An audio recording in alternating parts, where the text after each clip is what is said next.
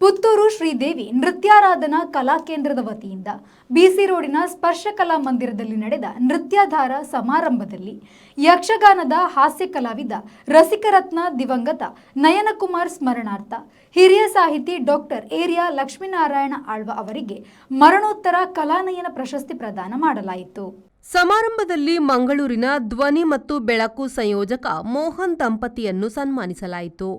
ಕಾರ್ಯಕ್ರಮದ ಅಧ್ಯಕ್ಷತೆ ವಹಿಸಿದ್ದ ಮಂಗಳೂರು ಸನಾತನ ನಾಟ್ಯಾಲಯದ ನಿರ್ದೇಶಕ ಚಂದ್ರಶೇಖರ ಶೆಟ್ಟಿ ಮಾತನಾಡಿ, ನೃತ್ಯ, ಸಂಗೀತ, ಯಕ್ಷಗಾನ ಹಾಗೂ ಭಜನೆಯು ಭಾರತೀಯ ಸಂಸ್ಕೃತಿಯ ಪ್ರಮುಖ ಕಲೆಗಳಾಗಿದ್ದು, ಇದನ್ನು ಮಕ್ಕಳಿಗೆ ಕಲಿಸಿದಾಗ ಅವರು ಸಂಸ್ಕಾರಯುತವಾಗಿ ಜೀವನ ನಡೆಸಲು ಸಾಧ್ಯವಾಗುತ್ತದೆ.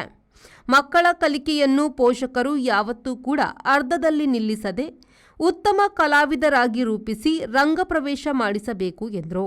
ಇವತ್ತು ಜೊತೆಯವಳು ಹಾಕುವಾಗ ನನಗೆ ಒಂದು ಕಣ್ಣಲ್ಲಿ ನೀರು ಬಂತು. ಎಷ್ಟು ಕಷ್ಟಪಟ್ಟಿದ್ದೀರಿ. ಅದು ರೋಹಿಣಿ, ಇನ್ನೂ ನಿನಗೆ ಭವಿಷ್ಯ ಇದೆ ಅಮ್ಮ, ಇನ್ನೂ ನೀನು ರಮಾವೈದ್ಯನಾಥ ನೃತ್ಯ ಮಾಡಿದ್ದಿ, ಬೇರೆ ಬೇರೆ ವರ್ಕ್ಶಾಪಿಗೆ ಹೋಗ್ತಿದ್ದಿ. ಈ ರೀತಿ ಮಾಡಿ ನಿಮ್ಮ ಈ ಪರಿಸರದಲ್ಲಿ, ಪುತ್ತೂರು ಪರಿಸರದಲ್ಲಿ ಒಂದು ಒಳ್ಳೆಯ ಗುರುಗಳಾಗಿ ಮೇಲೆ ಬರೀತಾರೆ. ತುಂಬ ಗುರುಗಳಿದ್ದಾರೆ, ಇನ್ನಷ್ಟು ಗುರುಗಳು ಬರಲಿ. ರೋಹಿಣಿ ಬೇರೆಯವರೇ ಆ ಮೂಲಕ ಮೇಲೆ ಬಂದು ನಮ್ಮ ಕಲೆ, ನಮ್ಮ ಧರ್ಮ, ನಮ್ಮ ಕಾರ್ಯಕ್ರಮದ ಮುಖ್ಯ ಅತಿಥಿಗಳಾದ ಪತ್ರಿಕೋದ್ಯಮಿ ವಾಲ್ಟರ್ ನಂದಳಿಕೆ ಹಾಗೂ ಬಂಟ್ವಾಳದ ಯುವ ಉದ್ಯಮಿ ಅವಿನಾಶ್ ಕಾಮತ್ ಅವರು ಮಾತನಾಡಿ, ಸಂಗೀತ ಹಾಗೂ ನೃತ್ಯ ಜೊತೆಯಾದಾಗ ಅದರ ವೈಭವವೇ ಬೇರೆಯಾಗಿದ್ದು, ಪೋಷಕರು ಮಕ್ಕಳಿಗೆ ಬೆನ್ನೆಲುಬಾಗಿ ನಿಲ್ಲಬೇಕು. ಎರಡು ಮಹಾನ್ ಚೇತನಗಳ ಹೆಸರಿನ ಈ ಸಮಾರಂಭದಲ್ಲಿ ಭಾಗವಹಿಸುವುದು ಯೋಗವೇ ಸರಿ ಎಂದರು.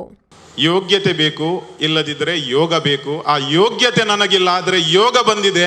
ಅದಕ್ಕಾಗಿ ನಾನು ಧನ್ಯವಾದ ಅಂತ ಹೇಳ್ತೇನೆ. ಯೋಗ್ಯತೆ ಯಾಕೆ ಇಲ್ಲ ಅಂದರೆ, ನಾನು ನನ್ನ ಬಾಲ್ಯದಲ್ಲಿ ಕೆಳಗಡೆ ಕುಳಿತುಕೊಂಡು ಅವರ ಯಕ್ಷಗಾನಗಳನ್ನು, ಬೇರೆ ಬೇರೆ ಯಕ್ಷಗಾನಗಳನ್ನು ನೋಡಿ ಬೆಳೆದವ.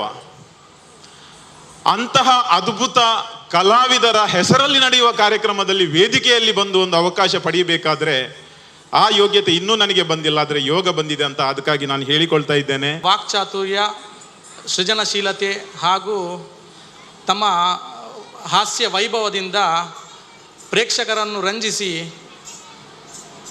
ರಸಿಕರತ್ನ ಎಂಬ ಬಿರುದನ್ನು ಪಡೆದಿರುತ್ತಾರೆ. ದಿವಂಗತರ ಸ್ಮರಣಾರ್ಥ ಕೊಡುತ್ತಿರುವ ಪ್ರಶಸ್ತಿಯು ದಿವಂಗತ ಏರಿಯಾ ಲಕ್ಷ್ಮೀನಾರಾಯಣ ಆಳ್ವರಿಗೆ ಪ್ರದಾನವಾಗುತ್ತಿರುವುದು ಮತ್ತಷ್ಟು ಸಂತೋಷಕರ ವಿಷಯ.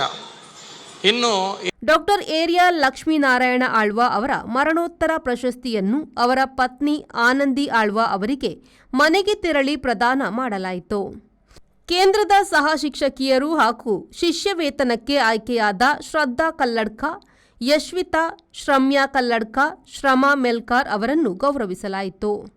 ಕೇಂದ್ರದ ನೃತ್ಯ ನಿರ್ದೇಶಕಿ ವಿದುಷಿ ರೋಹಿಣಿ ಉದಯ್ ಅವರು ಪ್ರಸ್ತಾವನೆಗೈದರು. ಸಂಚಾಲಕ ಉದಯ ವೆಂಕಟೇಶ್ ಭಟ್ ಸ್ವಾಗತಿಸಿದರು. ವಿಜೆ ವಿಖ್ಯಾತ್ ಕಾರ್ಯಕ್ರಮ ನಿರ್ವಹಿಸಿದರು. ಸಂದೀಪ್ ಸಾಲ್ಯಾನ್, ವಿ4 ನ್ಯೂಸ್, ಬಂಟ್ವಾಳ.